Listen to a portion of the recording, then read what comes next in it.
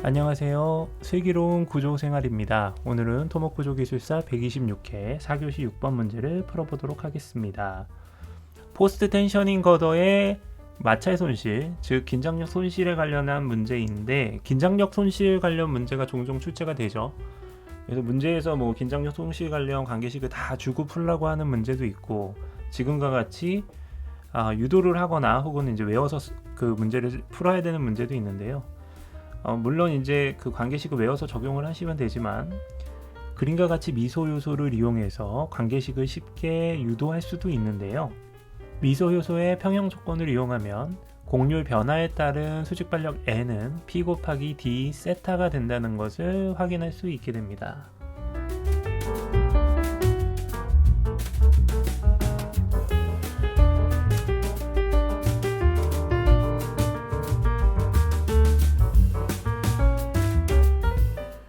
따라서 P-μN, 즉 곡률 마찰에 따른 손실을 빼주게 되면 그 이후의 미소 요소의 성분 P 플러스 DP가 된다는 것을 확인할 수 있고, P와 세타에 대해서 각각 거리와 각도 변화에 대해서 적분을 해주게 되면 마찰력 손실에 관한 관계식은 초기 긴장력 P5 곱하기 2의 마이너스 뮤 세타가 된다는 것을 확인할 수 있고, 이는 파상 마찰에도 동일하게 적용이 됩니다.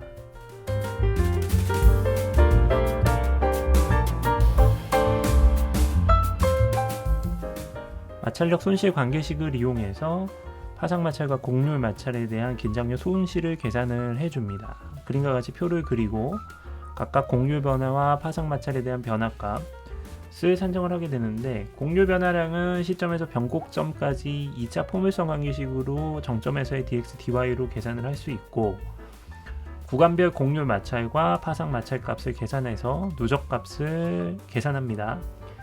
이 누적 값을 앞서 구한 긴장력 손실 관계식에 대입을 하게 되면 이 마찰 손실로 인해서 발생하는 긴장력 손실을 계산할 수 있게 되는데요. 거더의 중앙 지점에서 최대 61% 수준까지 긴장력이 감소한다는 것을 확인을 할 수 있고요.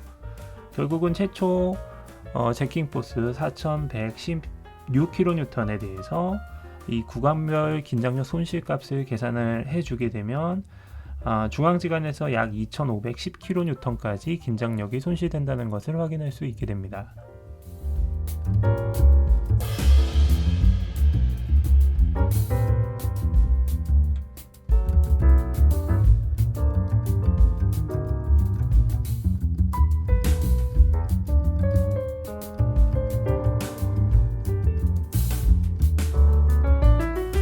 문제가 물어보고 있는 긴장시 신장량은 구간별 긴장량에 대한 평균값을 이용해서 계산을 하고요. 2A분의 PL 공식을 이용하되 구간별 평균 긴장력과 그 구간에 대한 길이를 곱해서 결국은 편측 긴장시 신장량이 약 322mm가 된다는 것을 확인할 수 있고, 전체 엘롱게이션은 644mm 정도 된다는 것을 전체 긴장량을 확인할 수 있게 됩니다.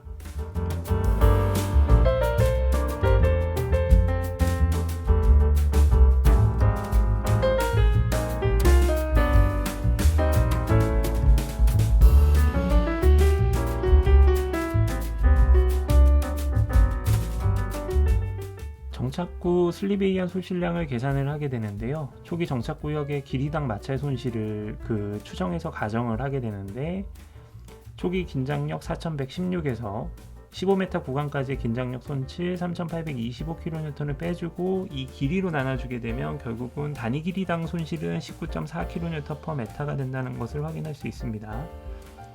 슬립량은 정착 길이에 해당하는 마찰력 감소량만큼 발생한다는 가정을 하게 되면 촉부재 길이 방향 변화량 공식을 미지수 LCS에 따라 그림과 같이 정리를 할 수 있게 되는데요. 결국은 기지값, 축광선과 그 다음에 슬립량 6mm, 그 다음에 앞서 구한 단위 길이당 마찰 손실 19.4kN을 계산하게 되면 결국 LCS는 13.16m가 된다는 것을 확인할 수 있게 됩니다. 이때 정착구의 긴장력 손실은 정착 길이당 손실량의 2배가 되죠. 따라서 델타 P 로스는 약 510kN이 되고요. 슬리프의 긴장력은 초기 제킹 포스 마이너스 로스만큼 해당되기 때문에 정착 후의 긴장력은 3606kN으로 감소하게 된다는 것을 확인할 수 있게 됩니다. 따라서 걷어 길이에 걸쳐서 긴장력 도시를 하게 되면 초기 곡률과 파상 마찰에 대한 손실을 통해서 초기 긴장력 4116kN은 걷어 중앙에서 약 2510kN까지 감소하게 된다는 것을 확인할 수 있게 됩니다. 슬립이 발생하게 되면 텐던은 다시 안쪽으로 말려 들어가게 되기 때문에 슬립 발생에 따른 텐던 방향의 축소에 따라서 긴장력은 오히려 증가하게 돼서 정착 길이 13.16까지 긴장력은 3861kN까지 증가하게 됩니다.